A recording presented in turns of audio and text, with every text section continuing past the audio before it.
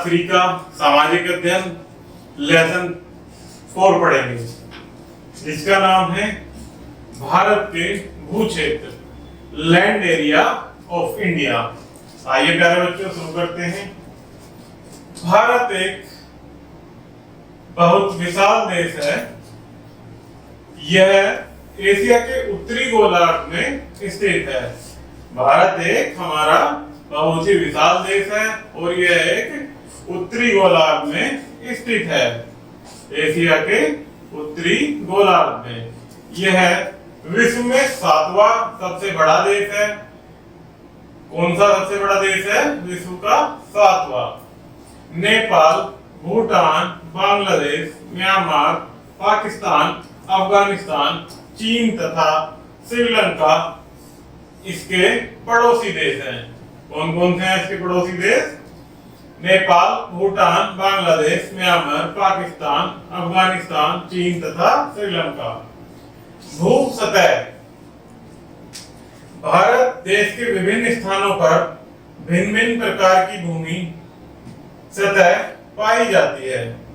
हम भारत की भू सतह को 5 भागों में विभाजित कर सकते हैं। हम भारत की भू सतह को कितने भागों में विभाजित कर सकते हैं? 5 भागों में। कौन कौन से हैं वो 5 भाग? आइए पढ़ते हैं प्यारे बच्चों। पहला है पर्वतमाला, दूसरा है मैदानी क्षेत्र, तीसरा पठारीय क्षेत्र और चौथे नंबर पर मरुस्थलीय क्षेत्र और लास्ट वन 5वां तटवर्ती क्षेत्र। हमारा देश उत्तर की ओर से ऊंचे पर्वतों से घिरा हुआ है। उत्तर की ओर से हमारा देश किससे घिरा हुआ है? बड़े बड़े पहाड़ों से अर्थात पर्वतों से। पर्वतमाला, आइए देखते हैं पर्वतमाला क्या होती है। बहुत ऊंची पहाड़ियां, पहाड़ या पर्वत कहलाती है। अर्थात बहुत ऊंची पहाड़ियां, पहाड़ या पर्वत कहलाती हैं।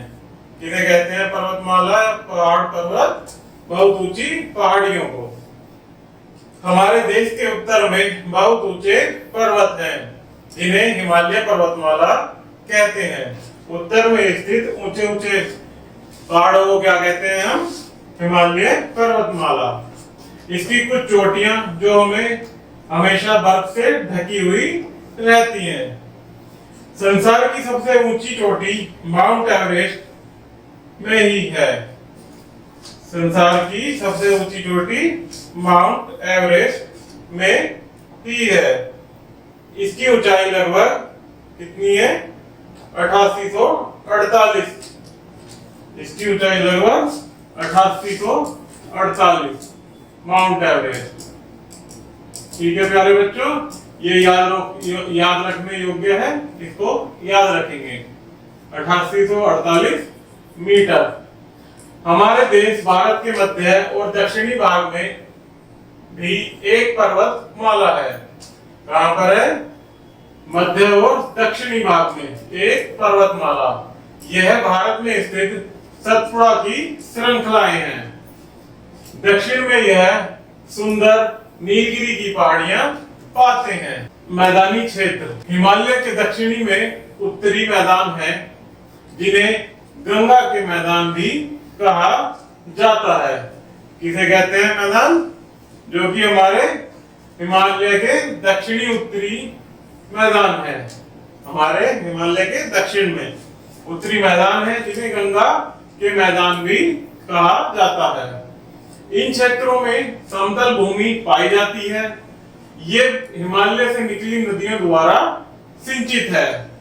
मैदानी क्षेत्रों में कैसी भूमि पाई जाती है? समतल, जो हमारी कृषि और हमारे निवास के लिए अत्यंत महत्वपूर्ण होती है। ये नदियां अपने साथ महीन मिट्टी बहाकर लाती हैं, जिसे सिल्ट कहा जाता है। सिल्ट क्या होती है प्यारे बच्चों? नदियां जो अपने साथ मिट्टी बहाकर लाती है, उसे सिल्ट कहा जाता है। यह इस क्षेत्र को उपजाऊ बनाती है। सिल्ट एक तरह से मिट्टी में उपजाऊ पोषक तत्वों का कार्य करती है, जो हमारी कृषि आदि के लिए अत्यंत लाभकारी है। इस क्षेत्र में अनेक फसलें उगाई जाती हैं, क्योंकि सिल्ट जो कि एक प्रकार की मिट्टी है जिसे सिल्ट कहते हैं, और यह हमारी कृषि के लिए अत्यंत उपजाऊ होती है। इसलिए यह एक घनी आबादी वाला क्षेत्र है। तो प्यारे बच्चों, आबादी अधिक कहाँ होगी? जहाँ हमारे जीवन यापन के साधन अधिकता में उपलब्ध होंगे। पठारीय क्षेत्र, ऊंची चपटी भूमि को पठार कहते हैं। किसे कहते हैं? पठार। ऊंची चपटी भूमि को पठार कहते हैं। भारत की दक्षिण भाग में पठार है। भारत के दक्षिण भाग में पठार है। इस पठार की भूमि भी अधिकतर पथरीली है। यह दक्षिण का पठार कहलाता है। यह खनिज में बहुत समृद्ध है। कैसी है इस पठार की भूमि भी? पथरीली, जो कि खनिज में बहुत ही समृद्ध है। मरुस्थलीय क्षेत्र, भारत के उत्तरी पश्चिमी भाग में भारतीय मरुस्थल है। कहां पर है हमारा मरुस्थलीय क्षेत्र? भारत के उत्तरी पश्चिमी भाग में। पश्चिमी राजस्थान का एक बड़ा हिस्सा इस मरुस्थल के अंतर्गत आता है। कौन सा हिस्सा? पश्चिमी राजस्थान का एक बड़ा हिस्सा इस मरुस्थल के स्थल में आता है। ये वाला, जहां राजस्थान में जैसलमेर, बीकानेर और भारतीय मरुस्थलीय, साथ में जोधपुर, जो कि हमारे पश्चिमी राजस्थान का एक बड़ा हिस्सा है। यह भूमि शुष्क और रेतीली है। कैसी है यह भूमि? शुष्क और रेतीली, अर्थात सूखी व रेतीली।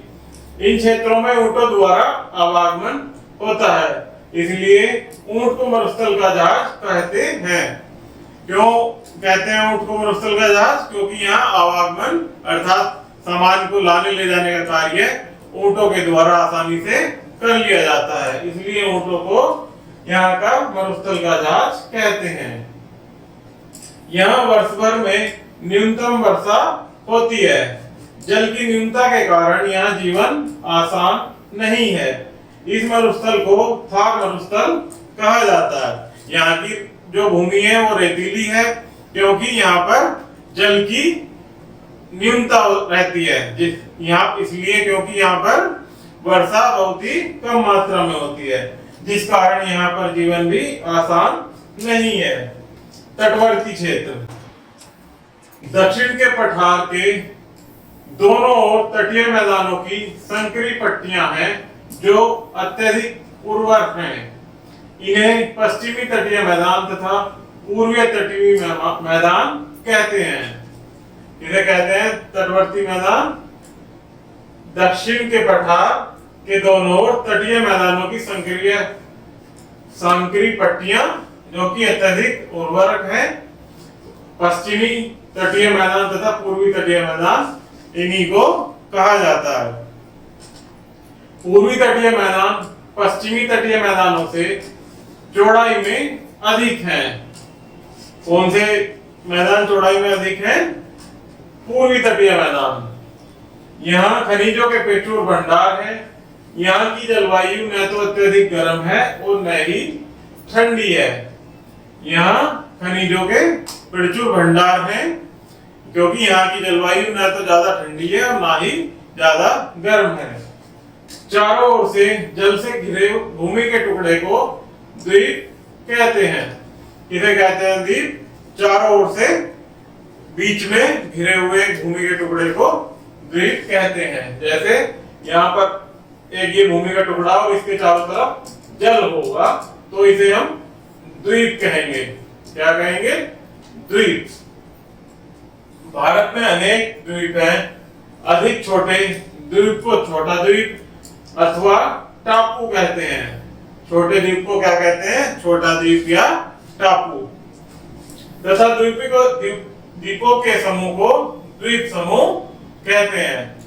द्वीपों का समूह लक्षद्वीप अरब सागर में तथा अंडमान एवं निकोबार द्वीप समूह बंगाल की खाड़ी में स्थित है। कौन सा? बंगाल की खाड़ी में कौन सा द्वीप समूह स्थित है? अरब सागर में अंडमान तथा निकोबार में द्वीप समूह बंगाल की खाड़ी में स्थित है। भारत की जलवायु किसी स्थान के मौसम की लगभग एक सी रहने वाली दशा को उस स्थान की जलवायु कहते हैं। किसे कहते हैं प्यारे बच्चों? जलवायु। जब मौसम लगातार अधिक समय तक एक सा रहता है, अर्थात उसकी दशा एक सी रहती है, तब उसे जलवायु, उस स्थान की जलवायु कहते हैं। उत्तरी पहाड़ी भाग वर्ष भर में अधिकतर ठंडे रहते हैं।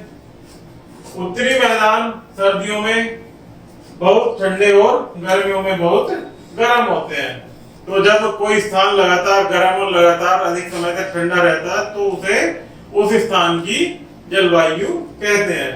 समुद्र तटीय मैदान न तो अधिक ठंडे होते हैं और न ही अधिक गर्म, क्योंकि समुद्र के निकट के आसपास के जो क्षेत्र होते हैं वहां पर समय समय पर कभी ठंडा कभी गर्म मौसम बना रहता है, जिस कारण वहां न तो अधिक गर्म होता है न अधिक ठंडा होता है।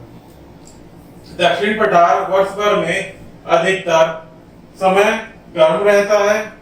थार मरुस्थल में दिन गर्म और रातें ठंडी होती हैं। कैसी होती हैं? थार मरुस्थल में दिन गर्म और रातें ठंडी होती हैं। तो प्यारे बच्चों, हमने ये चैप्टर पढ़ा, इससे संबंधित इसमें कुछ स्मरणीय तथ्य हैं जो एक वन बाय वन पढ़ेंगे। आइए प्यारे बच्चों पढ़ते हैं।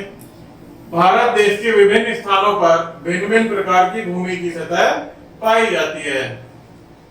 हमारा देश उत्तर की ओर से ऊंचे पर्वतों से घिरा हुआ है।